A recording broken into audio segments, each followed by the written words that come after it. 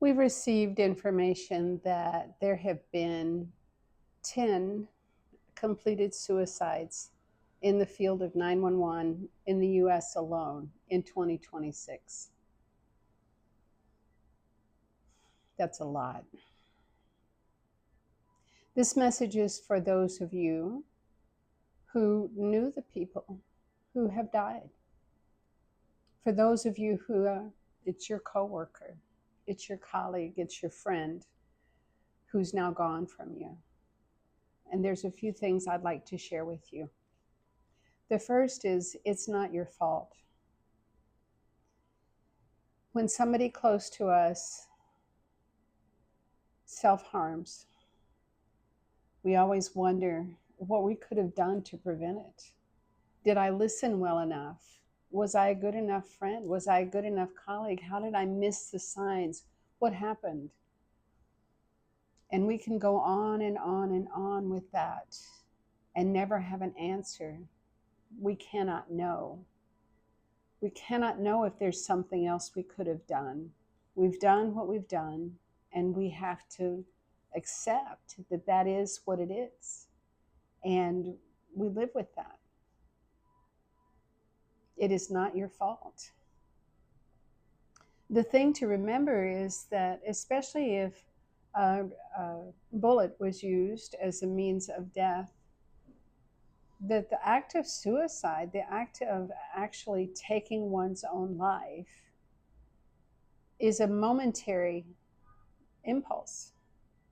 They may have thought about it off and on and just talked themselves out of it and talked themselves into it, but they talked themselves into it and quickly did it. And then it's done. And so what happens is people, it's an impulse. It happens too quickly. People have been interviewed after they attempted suicide and this suicide didn't complete. And by and large, most people say they didn't really want to die. They want the pain to end. And for the people who've completed, we don't know. We can guess that maybe their pain has ended, but we don't know. So that not knowing is very uncomfortable. Another thing I want you to realize is that it's not a character flaw. It's part and parcel of the condition of depression. And that's why depression can be a fatal condition, because suicide is one of the things, the suicidal ideation, the thinking about suicide, the planning of it, the thought that goes into it. This is part and parcel of depression. And that's why depression must be addressed. But depression, the very nature of depression, makes it really difficult to address. It makes it really hard to want to take action to care well for themselves. And so it's a difficult, difficult thing.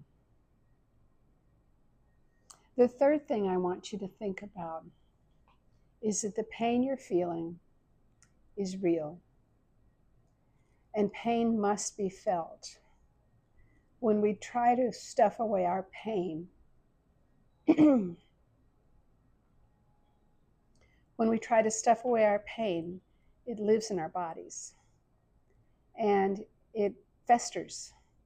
It's as if we are allowing an infection to rise in a wound. And the infection of the pain that we're not expressing deteriorates our well-being, whether it's psychologically, spiritually, or physically.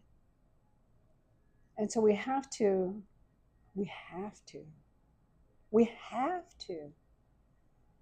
be willing to go ahead and experience the pain, the overwhelming sadness, the tears that come. I know for me, my fear was always that once I started crying, I would never stop. Or if I cried, that meant I was weak. Feeling these feelings means that you're human. Research in neuroscience is showing that we are emotional beings who also think. We are not thinking beings who also have feelings. And so sit with the pain, feel it. Allow yourself to feel the pain. When the pain comes, don't try to push it away, because pushing it away just makes it want to come back more. Allow it to go through you. Allow it to have its way with you for a little while. It won't last long. And when that pain has been felt, it opens up a space in your heart for being able to remember that you knew them. Remember their life and their legacy with gratitude. Remember who they were to you and how you were with them, because we don't just mourn the person, we mourn the part of ourselves that they brought out in us. And so when you let that pain have its way with you, you clear up room for gratitude. And once you've reached that point, then you have the opportunity to open up for ideas on how to transmute the pain into a positive service. So maybe you can start a prayer garden at your agency in honor of the person. I know one agency who has a fun run every year for a fallen cohort. I know one agency who has a fun run every year for a fallen colleague. There are different things we can do to honor the legacy of the life that the person lived and focusing on the means of death. I believe to my core that first responder suicide is a line of duty death. The things that we hear, the things that we experience, the things that the field responders see, the tragedy of human interaction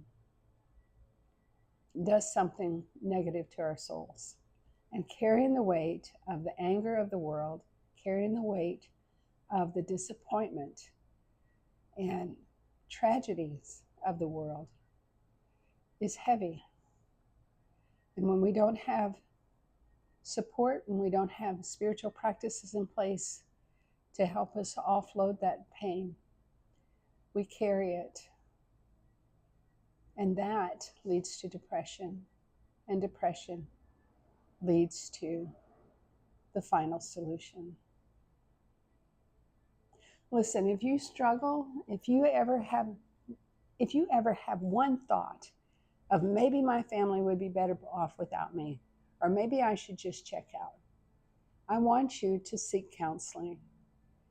I want you to love yourself enough to say, no, I will not think that ever. Because our thoughts become things. If you look around you, everything you see was a thought at one time. Everything that has been made by man, by humans. This pot was once somebody's idea. Thoughts become things. We have to recognize that our thinking is powerful.